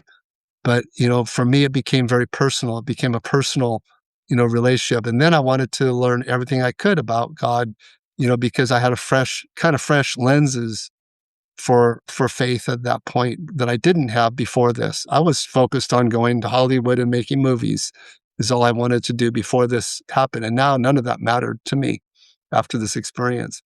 Michael, do you think that if you wouldn't have gotten picked up by that helicopter, you guys could have held on for a couple more days? And where would you guys have headed at that point? I don't think that we could have held on for a couple more days. We were pretty much, being trapped in there this was the fourth day now. And that we had been struggling with hypothermia and with, all of the elements that were there. And I'll never forget the look on the medic when they checked us out. And the medic told us that we were very lucky to have been taken out at that moment, because he said we were, all of our vitals and everything showed that we were suffering from hypothermia. And then, two guys blinded by the ash and they couldn't see. They had to be let out by hand. And, their eyes later healed, but they had to wear patches on their eyes for 2 weeks so that their eyes could heal from it all. But they took us to the Toledo Rescue Center, and then they took us to the hospital to be checked out. And then after that, everybody went back to Seattle except for me, because I was the one who filmed all of the footage. And at that time, all of the network television news organizations were based in Portland, Oregon. And they asked me if I would go and edit the film with them and tell them about our film. And everybody else wanted to go back home to their families in Seattle. So they flew back home, and I got in a helicopter and went down to Portland with one of the network television. And they wanted me to edit the footage that night. I hadn't slept for 4 days. I hadn't eaten anything for 4 days. I was in shock from, surviving all of this, but the news had to be made. How many hours of footage do you think you had at that point? It wasn't a lot. We had reels of film. It was 16 millimeter film at that time. So it had to be processed. So the film was processed, and then it was put into an editing machine. And then they had me sit in the edit room at the affiliate, and the producer worked out a deal with the TV network to have an exclusive. So they got exclusive first look at our footage. And we were the first camera crew to go in on the ground. And we were the big news of that day, of that week, because they had found, the bodies that they could find. They had rescued everybody. Now we were put on the missing presumed dead list, and here we showed up, having survived the second largest eruption, having footage now of what it was like. So it was pretty big news. And we were in all the headlines and on television news. So everybody wanted to see the footage. So here I was sitting in the edit room with that, and I asked if there was any food around that I could eat something. They gave me a menu. I think I had a burger. And then I told them about the footage, but it was so difficult to put in words our experience and to try to explain it to them. I was able to tell them what the footage was, but that was about it. And the footage was on TV that night. And then I was given a hotel room, and that next morning, I'll never forget, I woke up and I opened the door, and the hallway was lined with dozens of reporters and news cameras and everything. And because they were all based in Portland, Oregon, and I was the only one, the only survivor there that was right there at Portland. Everybody else was in Seattle. Now, Seattle stations and whatever interviewed them too, but they wanted to know my story. And I had a difficult time kind of backing up, rewinding, and telling the story from when we went into all of the events that happened to us, And it wasn't until one of the reporters sat me down and said, "I know you had a spiritual experience, and I want to hear about it." How she knew that, how she even had the thought to even ask me that was beyond me, but that unlocked my heart and unlocked my memory to begin sharing what had happened for the first time. Going back to your mom, they Yeah. said to your mother, "We presume your son is dead." How did that impact your mom? Because your mom said, "Hey, Michael, I'm going to be praying for you." What was that experience like for her? Yeah. Well, your son is missing now. You're told presumed dead, but she was a person of faith. And that's what kind of encouraged me in this journey too, that my mother had faith and that she had faith in prayer. And she had a prayer chain that she was part of, that whenever anybody needed prayer, they would all dial and call each person. This is before cell phones, is before you could do a Zoom call with multiple people on it. So they had what they called a prayer chain, and she called the whole prayer chain, and everybody was praying for us. But she said she had peace that I was going to be okay. When she prayed, she felt like the Lord's told her that I was in His hands and that I was going to be okay. And it was still traumatizing for her. And she was 8 months pregnant. So she had my brother. Let's see, May, June, about a month and a half later, she had my brother, my fourth brother, my youngest brother. So he was born right around the same time as Mount St. Helens. So, Michael, you took this footage and you cut it, and it was on national news. Did you become a bit of a celebrity in your hometown? Did everyone know in Klamath Falls that you'd gone through something like this? Yeah, when they found out that I was one of those survivors and one that had been, had this footage and been on all these TV shows. Yeah, when I went back home to Klamath Falls, all the local media wanted to do stories. And they interviewed my father. In fact, my father had been out fishing that entire weekend. He didn't even know any of this. And they were waiting for him when he got home to interview him, and he didn't know anything. My mother knew all about it because she had been in touch with the military and all of that.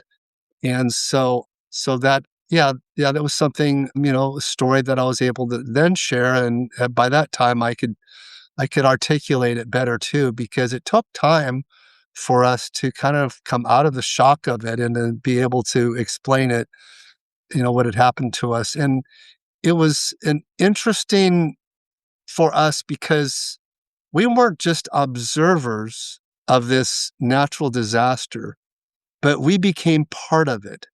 So we were able to tell it from a human perspective. And that's what made it different. And that's what made my film different that I did 15 years later. Because I had seen all the documentaries, everything ever made on Mount St. Helens, but I felt like nobody had told the story yet. In that I had an assignment to tell the story, but to tell it from a human perspective. Because everybody told this great event that had happened and how it changed the landscape, how it changed our understanding of geology and volcanology and geologic hazards and how it killed 57 people and caught us all off guard, all of that. But nobody told what it was like to experience it from a human perspective. And that's why I went out with my camera to begin interviewing other people who had experiences with Mount St. Helens, because mine was only one perspective. Mine was after the May 18th experience, eruption, and it was, during, the experience that we had. So that's the perspective that I had in telling the fire below us. And that's why I titled it that. It was the fire below us that changed my life and changed the life of so many in the Pacific Northwest. And to this day, has taught us so much about the land underneath us and what's happening, because it's not just volcanoes that we begin to understand, but the process that fueled those volcanoes that is a much greater concern for all of us living in the Pacific Northwest and Northern California, the Cascadia subduction zone. And that's something that I got very involved in also after this experience, because all of this changed my life in such a dramatic way, not just spiritually, but also it changed, really what I went on to do. And it changed, my whole outlook on life and what I went on to do even after that point at 20 years old. Tell us about that. Michael, how did this experience influence what you did in the aftermath into the 80s, into the 90s, and how has it influenced you today? Yeah. So after that experience, it was all so overwhelming. And we were asked to be on a lot of television shows and radio shows and newspaper articles and just kind of telling our experience with that and our unique perspective that we had to not only document it, but from a human perspective. And there was one show called The 700 Club. It was Pat Robertson and CBN 700 Club asked me to share my story. And I did. And I shared about that experience I had back when I was in television news. And Pat Robertson hired me to shoot feature stories about faith, about stories of faith. And so he hired me to be his West Coast producer. So I did that for the next 7 years. It was such a great faith builder for me to tell stories of other people who had similar experiences or different experiences of faith. And it was a real growing time for me from the time I was 20 years old until, it still is, still to this day, 45 years later, we're headed towards the 50th anniversary of Mount St. Helens. And I'm still trying to learn everything I can about faith, but also about what we learned at Mount St. Helens and geologically. So because all of that was so overwhelming, I wanted to learn everything I could about volcanoes. And I did a film about that experience called The Fire Below Us. And that took me several years to make because I wanted to do it the right way and I wanted to be really well done. But I did not want to tell my story about faith in it because I was afraid if I did, it would only be seen on Christian television. And I wanted it to be broadly seen by people. And I kept running into roadblocks with it.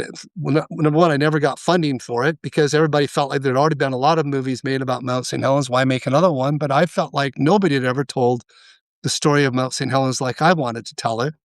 And by this time I had married and we had 2 children and my wife was pregnant with her 3rd. And I was about ready to give up. We had been working on this film for about 8 years, trying to tell the story of Mount St. Helens and what happened to us and how it affected people.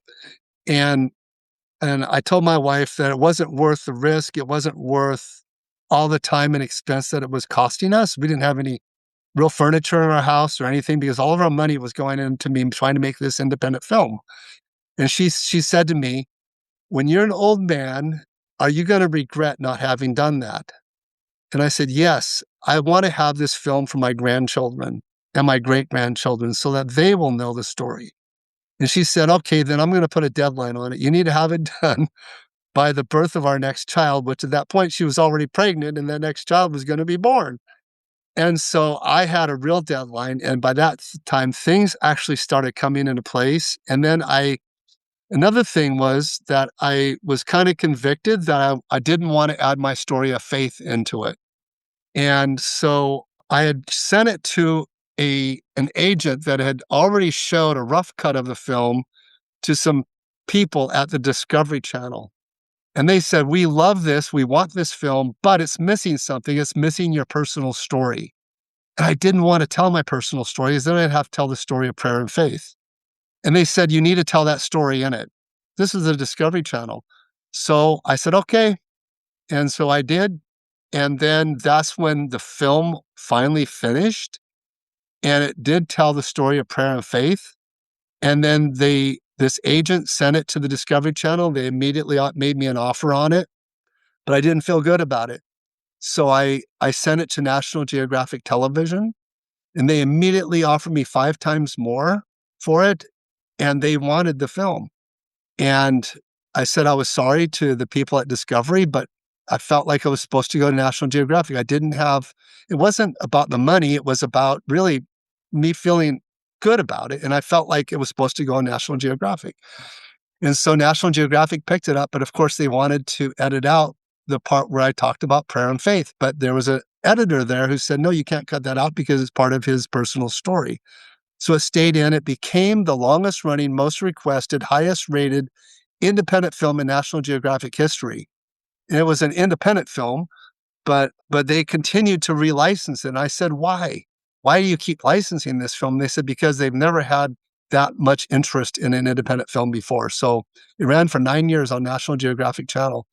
And then we went on to continue selling it as a video and a DVD and a Blu-ray at Mount St. Helens to visitors. Every year people would go there and they want to hear the story of what happened at Mount St. Helens, but they were mostly interested in what happened to the survivors and eyewitnesses because we have a hard time as humans to relate to something so big as a volcanic eruption, but we can relate to it from a human perspective. And that's what made my storytelling different, was I told the story from a human perspective. I found people that were eyewitnesses and survivors that were there on May 18th that survived miraculously, that had even a much more harrowing story than I did.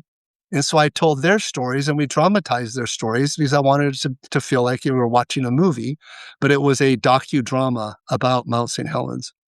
And still to this day, you can watch my film. It's on our website and and you can watch the film. It's called The Fire Below Us, Remembering Mount St. Helens. The Fire Below Us.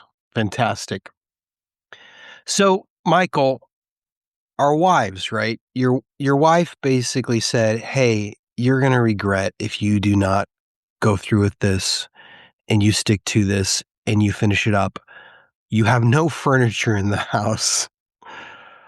How encouraging was it for you that in the midst of what looked like a lot of failure, because that's what it feels like when we don't have furniture in our homes, we don't know if a project's ever going to get completed, we don't know if it's just a pipe dream, that your wife, she said, you need to finish this thing. And she gave you an ultimatum and said, hey, once this baby's born, that project's got to be done. Have you two had a chance to reflect on that place of faith that you guys had to walk through as well, and how you were really rewarded for that? Yeah.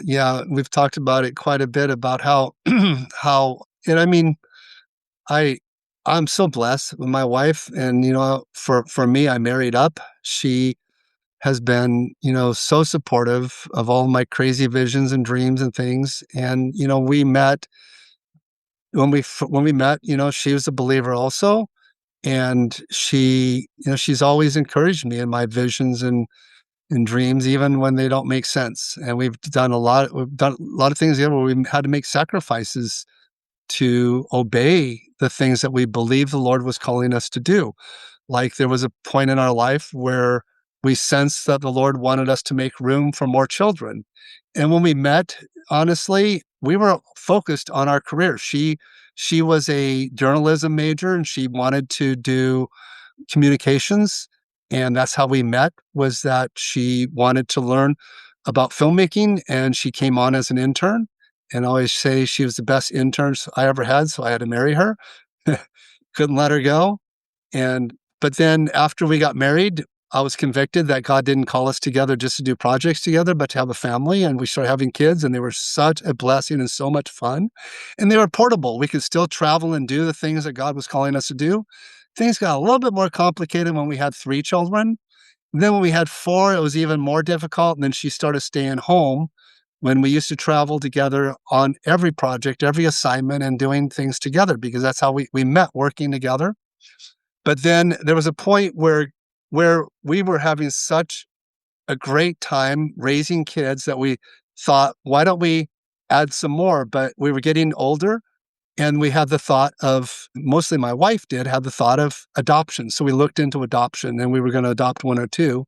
And we had an opportunity to adopt 4 that became 5. And we ended up adopting this sibling set of 5 kids. So we added to our 4, and we raised 9 children then. And they were ages from about 1.5 to 8 years old when we adopted them. And that was about the same age range of our own children when we adopted them. And it was the greatest blessing of our lives to expand our family and to trust the Lord with that. I mean, we had a minivan that could seat 7. Now we needed a van that could seat 11, you know. So we've been stretched a lot over the years in our life and trusting the Lord, but he's always more than come through. You know, I had a friend tell me that whenever you stick your neck out, God steps in, and that's been so true in my entire life, you know, from the time that I said yes to following that inner feeling that I had that something was going to happen at Mount St. Helens that I had to be a part of. And I didn't even know. I did not know what was drawing me to Mount St. Helens. But today I look back at that and I know that it was God drawing me to Mount St. Helens, because he wanted to show me that he was personal and that he wanted to meet me on the mountain, on the fiery, smoky mountain, in the smoke and the flames, the ash. God was going to meet me there and change my life forever. And I was very humbled by that. And still to this day, you know, that marks my life. Michael, what kind of advice would you give young filmmakers who want to do something similar to you? What would you tell them? Well, for me, the most important thing is doing, you know, what the Lord wants you to do. That was what my mother told me, that encouraged me when I was really young. When I told her when I was 8 years old and she gave me her camera and let me play with it, she told me, I don't care what you do as long as you do what the Lord wants you to do. And I don't even think she understood what she was saying, but she told me she didn't care if I was a ditch digger or a garbage can collector, as long as I did it for the Lord. And somehow that stuck in me, even though I did not know how to walk that out. I did not even understand what she meant by that. But I think she knew that God had a higher purpose for her life.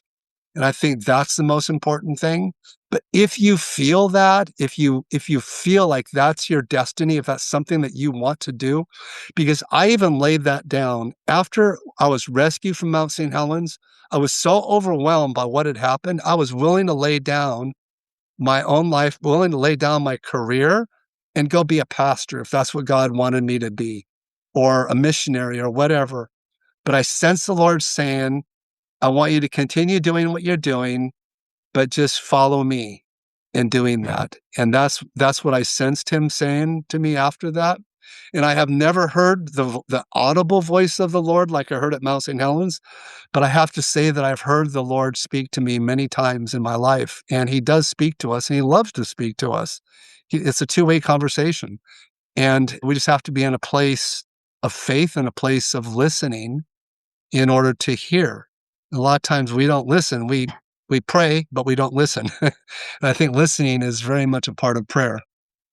Mike, what projects are you working on today? What's keeping your focus now? Yeah, I mean, back to your question about what to say to young filmmakers. I think if they do feel like God's calling them to be a filmmaker, to follow that and to have faith for it, because it takes a lot of faith to do something that you don't see or something you don't understand. And that's what I've had to do all my life is many times I don't see how it's going to turn out. I have to have faith, like moving forward at that desolation of Mount St. Helens, having faith that we're going to get out of there, having faith that at some point there's going to be a helicopter that's going to swoop in and rescue us. I can't say that I always had that faith. I didn't have it. I didn't even have peace about it until after I had that encounter with Jesus, and after I, had that assurance and to follow that. But I feel like following your dreams is important to do, and then having the faith to do that, and that God will show you those next steps, and finding good quality people with good character to help you with that process and to help mentor you. Because over the years, I've had a lot of people mentor me and a lot of professional opportunities for people mentoring me. And I still look for those opportunities too, to learn and grow. And now I feel like my life is about helping to mentor the next generation of filmmakers too. So that's that's kind of my word to young filmmakers is get a calling and an election. Make sure your vocation and your avocation come together, and then do it for the Lord. Do it for a higher purpose, because a lot of people do things for the wrong reason. And I think people are looking for meaning in life today, especially young people, especially Generation Z, are looking for meaning of life and meaningful life. There's nothing more meaningful than serving the Lord, in my opinion. And you can do that in a lot of different ways, and you can have a lot of fun doing it because it is fun. And it's scary too, because you're having to do things you don't see. And that's what faith is. Faith is believing in things we don't see. So, Michael, I'm going to give it one more shot. What projects or creative work are you focusing on? What's life look like for you right now, Michael? I know that you got a lot of great stuff on. Tell us a bit about it. Yeah, I've got two major projects that I'm focusing on right now, but over the years, I've focused a lot on understanding what happened at Mount St. Helens. So I did a lot of films on earth science, on volcanoes, earthquakes, and tsunamis, which someday we're going to face that reality here in the Pacific Northwest. And I have a film that I did on that called Cascadia that's also on my website. My And wife's from the United Kingdom, and for folks who that don't know this, we've got a plate out here that when it finally slips, and it slips every 3 to 500 years or so, and it hasn't slipped for 325 years, and when it does, it's going to be massive. My wife always says, "I'd prefer it if you just don't mention it." That's that's her thoughts on it, because what is it, Michael? It's like close to a 10 that we'll experience here in the Seattle yeah. area. Yeah, well, in my film, when I finished it, it was the very first film telling the story of Cascadia. And because of the track record I had in producing films on earth science, PBS picked it up and it was distributed nationally. And only 2 weeks later, the Sumatra Indian Ocean earthquake tsunami happened, killing almost 300,000 people. And people, 2004. that's right. It was Boxing Day, 2004. And so PBS reran my film, and it became the highest rated film in PBS history. It outnumbered Nova programs Take that, because Ken Burns. Take that, Ken Burns. because it was the timing of it, and this was something I felt like I was supposed to do. And it was another independent film that I didn't know why I was doing it, but I felt like I was to tell the story of Cascadia and help people prepare for earthquakes and tsunamis in the Northwest, because we had never heard of this before. In fact, I didn't hear about it before until I started investigating what happened at Mount St. Helens. Why did it erupt so big? Why did it catch us off guard? And so I met a volcanologist who was changing his focus from volcanology to seismology. And I asked him, why? What does seismology have to do with volcanoes? He said, well, because the process that fuels the Cascade volcanoes also triggers the largest earthquakes on Earth. And I said, you mean like in California? He goes, no, bigger than what happens in California. And I'm like, tell me more. So this began a several-year investigation on my part And nobody was telling this story yet. Only scientists were on the cutting edge of discovering this. It was only because of Mount St. Helens triggering them to understand the Cascadia subduction zone. Because previous to this, they thought that the Cascadia subduction zone was a relatively slippery fault line that was not going to be caught and trigger a magnitude 9 plus earthquake. So my film, in the course of doing the film, there was the Nisqually earthquake in 2001 that generated a big earthquake that caused, a couple of $1 billion worth of damage in the Seattle-Tacoma area. But that was a tiny fracture on the subduction zone. It was kind of a wake-up call, a tapping on our shoulder, reminding us that there's a Cascadia subduction zone that someday is going to big trigger this magnitude 9.2 or greater event. And so this film was released on PBS. It became the highest rated film. And then people were calling me saying, what's the use? We're all going to die. And that was not the point of the film. The point of the film was to show that this happens. And then I started doing a whole series of films on disaster preparedness. We did a film called Personal Survival Kit, and then we did a film on Business Survival Kit that won FEMA awards. And then the government started asking me to help them in the messaging of film. So we started doing a whole bunch of government contracts with Washington State military and others, helping people understand earthquake and volcano hazards that we have right here in our backyard in the Pacific Northwest. So that's what I did for several years. And then another area has been racial reconciliation. I did 2 biography documentaries on Alex Haley, and he told me that it was his dream to someday see racial healing. I'm like, what does that mean? How does that work? Even, because of all the civil rights and all the things that we had gone through in the 60s and 70s, and still to this day, these big issues that we face in our country. But I knew that God had a biblical response to that God had a solution for it. So I started producing films. There was a book written called Healing America's Wounds that addresses America's wounds of these issues from a biblical perspective, written by an outsider. And so that book really made sense to me. And so we turned the book into a film series.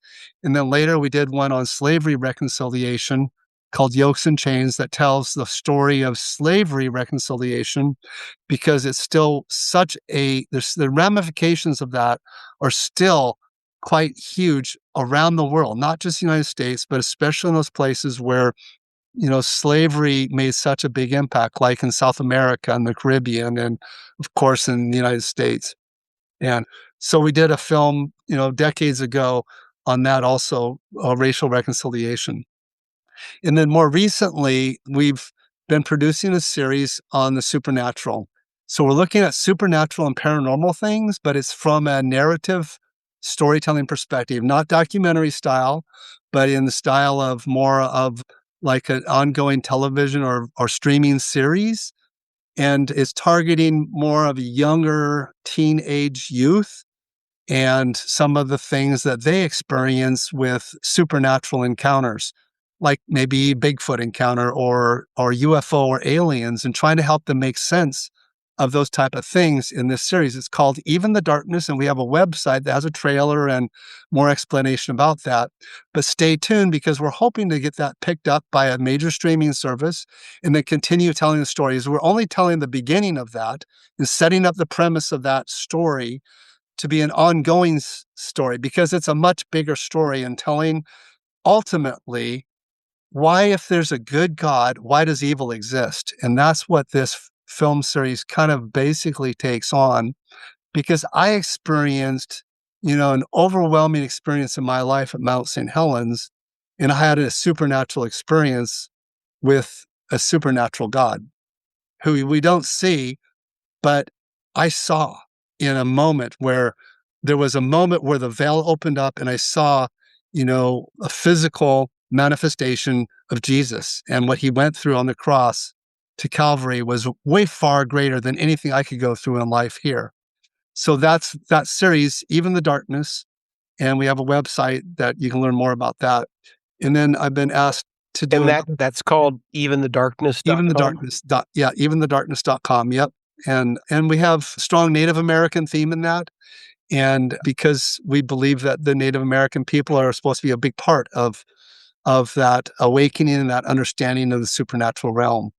And they are, have many great stories for that. And we have a real heart for Native Americans, and that's part of our racial reconciliation work has been addressing the genocide and the injustices done to Native Americans over the centuries, since, yeah. So that's been the focus of our work since Mount St. Helens. So, Michael, if folks want to get a hold of you, you are an incredibly interesting, intriguing, dynamic individual. I'm excited to hear what you're going to be doing 20 years from now. Can they get a hold of you if they want to get a hold of you? Yeah, just go to my website, globalnetproductions.com, globalnetproductions.com, and there's a contact form there. Just contact me through that. And that way you can learn more about what we do and watch any of our films there too on that website. Fantastic. Michael, anything else you want to share before we close it up? Just that don't wait for a volcano or, another disaster in your life to have a wake-up call, because God is real and he wants to show himself real to us. And for me, it took a erupting volcano to open my eyes that were blind to that, to the thing that really matters in life. And that is knowing the God who created us, the God who created this incredible planet, this amazing planet and the universe. He spoke it all into existence and made, what was nothing into something that's physical. But someday all of this is going to go away. And then faith is going to be, what is still there. And that faith, God gave us a way to know him, and he gave us a way to know him through Jesus. And that's what I learned in my lesson at Mount St. Helens. So that's what I hope people will want to learn that on their own without having to go through a wake-up call. Any kind of disaster, anything, a car accident or a divorce or a bad thing that happens in life, don't wait for that to turn to God, because he will answer your prayer. He will turn his heart towards you if you turn your heart towards him. Michael, what a rich experience. Honestly, I feel like we were on Mount St. Helens with you. I feel to some degree like you were there yesterday. And so thank you for taking our imaginations right there with you. So really appreciate you, Michael. Really appreciate all the work that you've done. Really appreciate you coming on the podcast, and excited to see and connect with and be with someone who's truly, truly alive. So, Michael, thanks again for coming on. Thank you, Brad. Thanks for doing that. I appreciate the wider lens that you give people in your conversations. That's a wrap on the Wide Lens podcast. If today's episode broadened your view of history, please follow, rate, and review us. It makes a real difference. A heartfelt thanks to our guests for their story, and to Sergei Shadrin for providing the music. Know someone who's witnessed a pivotal moment? Drop us a line at ideas@widelenspodcast.com. Their story could be next. Until next time, keep looking at history through the wide lens.